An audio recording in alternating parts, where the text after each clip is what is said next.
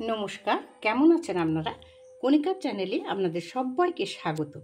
এটা কি বলুন তো বন্ধু, এটা চিনতে পাচ্ছেন? দেখুন, এটা সেই ইংলিশ লেটার। আমরা যাদের সুখ দুঃখের চিঠি সবাইকে জানাতাম এই চিঠির মাধ্যমে, এখন মুঠোফোনের মাধ্যমে এইসব আজ বিলুপ্ত প্রায়। সেই নীল রঙের যে আমাদের এই রকম ইংলিশ লেটার ছিল, তাতে আমরা কত কি লিখতাম। আর এই দেখুন, এই পোস্টকার্ড, একটা চিঠির জন্য আমরা হা হুতাশ করে বসে থাকতাম। বিজয়ার প্রণাম জানাবে সবাই, বাবা মায়ের একটা চিঠির জন্য আমরা বসে আছি। আর এই চিঠি ঘিরেই কত গান আমাদের হয়েছে।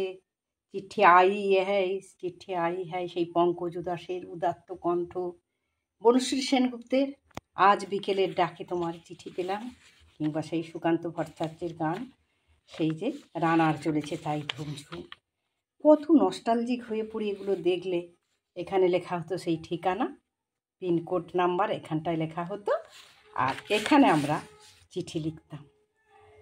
আর এই দেখুন পোস্টকার্ড, সব হারিয়ে যেতে বসেছে এখন বন্ধু।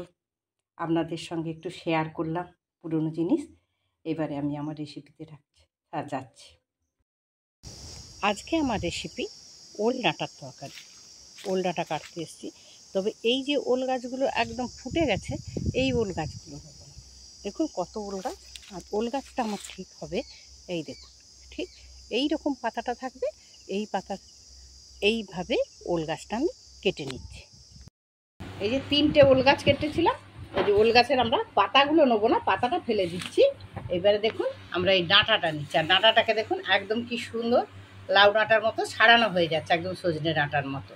এইভাবে ছাড়িয়ে ফেলছি সমস্ত ডাঁটাটা। এই যে ডাঁটাটা দেখুন, এইভাবে আমি কেটে ফেলছি। ঠিক কি সুন্দর ছাড়ানো হয়ে গেল ডাঁটাগুলো। টেনে এইভাবে কেটে ফেলছি ডাঁটাগুলো। সব ওল ডাঁটাগুলো এইভাবে কেটে নিয়েছি। কড়াইতে ওল ডাঁটাগুলো দিয়ে এবার একটু নুন দিয়ে আমি ঢাকা দিয়ে দিচ্ছি সেদ্ধ হওয়ার জন্য। এবারে একটুখানি পোস্ত বেটে নিচ্ছি।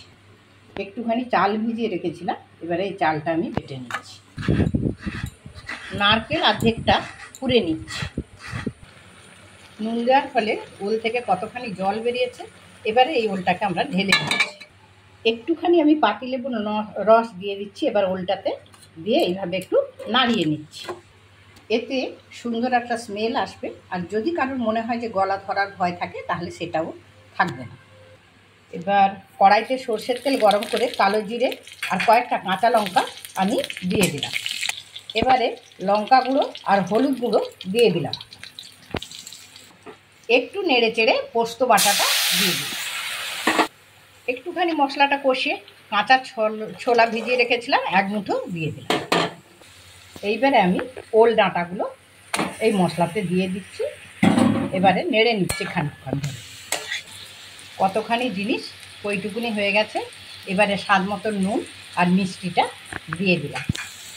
এইবার একটুখানি মশলা ধোয়া জলটা দিয়ে ঢাকনা দিয়ে দেব। এইবারে দেখুন তরকারিটা প্রায় হয়ে এসছে। ওল ডাঁটার তরকারিটা আমি নারকেল কোড়া ছড়িয়ে দিলাম, দিয়ে আবারও একটু নাড়াচাড়া করে দেব। রান্না প্রায় শেষ। চালটা বেটে রেখেছিলাম, একটুখানি সেই চাল বাটাটা দিয়ে এবারে নেড়ে চেড়ে নামিয়ে নেব। হয়ে গেল আমার ওল ডাঁটার তরকারি। হয়ে গেল আমার ওল ডাঁটার তরকারি। তো আপনাদের যদি এই ডাঁটার তরকারিটা ভালো লাগে, তাহলে অবশ্যই আমাকে কমেন্টস করে জানাতে ভুলবেন না। সবাই ভালো থাকুন, প্রচণ্ড গরম পড়েছে।